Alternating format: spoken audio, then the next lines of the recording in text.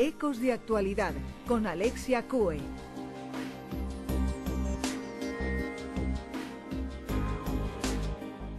Lo venimos anunciando desde hace varios días en redes sociales, también en este programa. Ha llegado el momento. Hoy queremos conocer lo que subyace dentro del ámbito de la violencia de género, pero además no desde cualquier fuente, sino en primera persona y con el conocimiento y experiencia de un agente de seguridad. Un ex policía, José Antonio Ramírez, buenas tardes.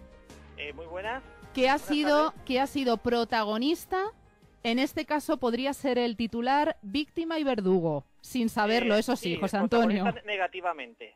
Bueno, José Antonio, vamos a ver, hay mucho que decir, yo no te quiero robar ni un solo segundo. Nos marcamos como objetivo en esta entrevista conocer, como yo les decía, desde otra óptica, la interna, cómo se opera, cuál es el procedimiento real, no muchas veces el tipificado, sino cómo se actúa en realidad desde que se formula una denuncia en torno a violencia de género, cómo cooperan los cuerpos y fuerzas de seguridad del Estado y, sobre todo, aquello que no nos cuentan, aquello que desconocemos, incluso que desconocéis algunos profesionales hasta ahora, claro. José Antonio, vamos a ver, para que la gente entienda el porqué de tus palabras posteriores. Yo hablaba de ti como víctima en el sentido de que tú has tenido tu experiencia, has sido, bueno, pues objeto de una mala praxis de esta violencia de género que incluso ha derivado en una presunta situación complejísima en la que podríamos hablar, fíjense, hasta de seguimientos profesionales hacia tu persona. ¿Es así? Correcto, que primero tengo que demostrar, claro, es decir, que estoy en ello, pero es muy complejo. Bien. Tú tienes, como digo, un contacto no deseado con el tema de violencia. Concretamente hablamos de una presunta afirmación ni siquiera denunciada y, por supuesto, nunca demostrada hacia ti, que ocasiona, bueno, pues que profesionales y cuerpos de seguridad se interesen en ti, incluso, como dices tú, presuntamente hasta llevar a cabo seguimientos. Bien, todo esto ha hecho, José Antonio, que tú te pongas a investigar, trabajes sobre la verdad que hay detrás de todo esto, verdad que, por cierto, está plasmada ya en 4 libros que ha publicado José Antonio y de los que luego vamos a hablar, y que llegaras incluso al conocimiento de cosas que ni nos imaginamos. Vamos a ver, la pregunta es directísima, José Antonio. Cuando alguien, una mujer en este caso, suelen ser las más habituales, interpone una denuncia por violencia de género, ¿qué pasa a continuación? Cuéntanos todo lo que hay detrás. Son las más habituales porque la ley solo recoge ese ámbito. Si eres hombre, no entras dentro de ese ámbito, pasas a la legislación paralela, bueno, a la originaria, que es el Código Penal. Es decir, se ha creado como si dijéramos, una legislación paralela. O sea, si llevas unos en la que se nos discrimina, o sea, simplemente por ser hombres. Bien. Más o menos esta es una realidad y una constancia que nosotros contrastamos semana tras semana y que es así. En el momento que llega una mujer, pues tienes que hacer todo lo posible para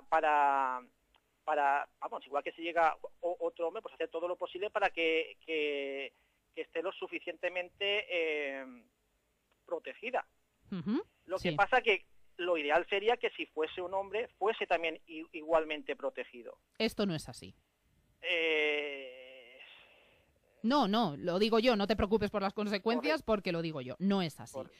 Bien, de hecho hay un proceder específico y totalmente distinto en materia de violencia de género con respecto a cualquier procedimiento legal de cualquier índole, es decir, incluso hasta los penales más graves.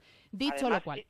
Siempre que llega uno salvo que no haya otro policía, siempre se bifurca, siempre que haya a grupos especializados. O sea, que estos grupos especializados han sido formados justamente a partir desde el 2004. Es decir, ya adelante. Perdón, José Antonio, lo que estás diciendo es que en cuanto se interpone una denuncia, y estamos hablando de absoluta presunción porque no hay todavía ni siquiera la fase de presentación de pruebas, no hay nada que avale ese testimonio, pero ya es suficiente para que se derive la cuestión a personas especializadas que empiezan a trabajar en este sentido. Correcto. ¿Y qué hacen exactamente? Lo que es las actuaciones, es decir, simplemente es seguir el protocolo. Un protocolo que fue lanzado o fue realizado por las mismas personas que hicieron la ley de género. Con lo que si estas personas tienen una ideología concreta, eso puede infectar a los protocolos, es decir, puede orientar los protocolos. No sé si me explico bien. Lo comprendemos, protocolos que llegan a ser muy subjetivos y además teñidos por distintos intereses. Es lo que tratas de decir. Es decir, si tú haces, que es lo que yo en los libros también intento explicar, que esos intereses han infectado o han o por esas desvirtuado la esencia de ese protocolo. Y desencadenado en actuaciones poco lícitas. Es decir, a ver, en principio, ¿cuál es el protocolo para llegar a lo que no estaría previsto en unas actuaciones legales? El protocolo es sencillo y, bueno, es muy complejo e incluso seguirlo es súper complejo porque se añaden muchas veces en lo que es o no tienes medios para poder seguirlo o, vamos, que se complica mucho, pero lo esencial es lo que sabemos todos. Llegas, observas la situación, se separa la mujer, se separa el hombre y se hacen preguntas al hombre y a la mujer. La habitualidad es que en el momento que la mujer diga que sí va a denunciar, pues te llevas al hombre. Es así de claro. En el momento detienes que sí, al hombre, bien. Se detiene. Es decir, que así no vas a tener ningún problema. Siempre que hagas lo que dice el protocolo. Es decir, claro, tienes que tener pruebas, pero es que es muy complejo entrar en un sitio y a lo mejor por un simple... Es que es muy complejo, es llegar a un sitio y no tienes, aunque parezca que tenemos un montón de pruebas, abres la puerta y, hombre, salvo casos de violencia, o sea, que es violencia que es súper clara, o sea, que dices, hombre, es que esto es violencia pura. Es decir, y lo ha hecho cuando hay persona. evidencias visuales, José Antonio, pero para que podamos ilustrar esto con ejemplos y lo comprendamos mejor, cuéntanos algún detalle que pueda ser considerado prueba y que a lo mejor, según tu opinión profesional, no está tan claro que sea una evidencia de un acto de violencia. Esencial, por ejemplo, así lo pongo en el libro, por ejemplo, son moratones, roces, por supuesto, verbalmente no se puede demostrar nada.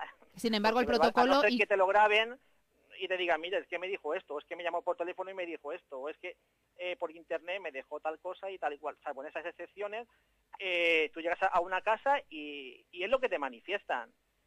Y bien. Y con eso es suficiente con eso ya es suficiente, José Antonio, para poder proseguir con ese protocolo, la detención pertinente y todo lo que viene detrás. Es necesario que la mujer manifieste que sí, que no necesario, suficiente. ¿Es suficiente con eso? Suficiente. En el momento que la mujer manifieste, y luego ya lo que le manifieste, pues siempre se separan, nunca se oye uno al otro. Es decir, en el momento que la mujer manifiesta que sí, y tal, ya se le lleva, se hace ya lo que es seguir el protocolo de qué es lo que le ha dicho, qué lesiones tiene. Vamos al médico a que justifiquen esas lesiones. El problema de las lesiones es que una lesión no tiene autoría. No sé si me explico. Puede haber la evidencia de esa lesión, pero no de quién la ha producido. ¿A eso te refieres? Usted puede tener un moratón, pero ¿quién da la autoría a ese moratón? Si hay dos personas, no quiere decir que siempre la persona de al lado haya provocado ese moratón. Es decir, aquí se le otorga el peso de carga de prueba a lo que es un testimonio personal de una mujer. Y sin llegar a un juez, se otorga que sí. Ese hombre ya es el culpable por el hecho de ser hombre. Hay que retirarlo y hay que hacer luego pero hay que llevarlo a la cárcel, mantenerlo los días para hacer las averiguaciones pertinentes, luego ponerlo a disposición del juez. Pero claro, a lo mejor un moratón o una acción verbal ha podido ser mutua, ha podido ser... Es decir, que nunca decimos que sean inciertas. Eso lo entendemos. Bien, ¿cómo continúan? ¿Cuáles son los siguientes pasos que se dan, José Antonio? Ya has dicho algo que para mí es demoledor. Por el hecho de ser hombre ya tenemos que detener cuando existe un testimonio en contra, sin evidencias incluso de autoría ni prueba suficiente. Bien. Claro, en el momento que tuvieras un moratón, y a ver, es que tampoco somos jueces. Bien, pero sin embargo se actúa como tal y se hace efectiva la detención. El protocolo te da la acción de no hacer nada. En el caso que si no haces nada, es posible que luego un juez diga que sí que debías hacerlo y ser sancionado el policía, el pobre hombre, que también tiene un sueldo y tiene un trabajo y hacen su faena lo mejor que pueden. Es decir, o detener al tío, a la persona, al hombre en este caso, que te da la potestad de hacerlo y posiblemente no tengas ninguna complicación, como estamos viendo. Hasta el momento hay mucha gente que se queja de que me denuncian tal y cual y luego fui al juicio y no se pudo demostrar, no tal y cual, no me hicieron nada,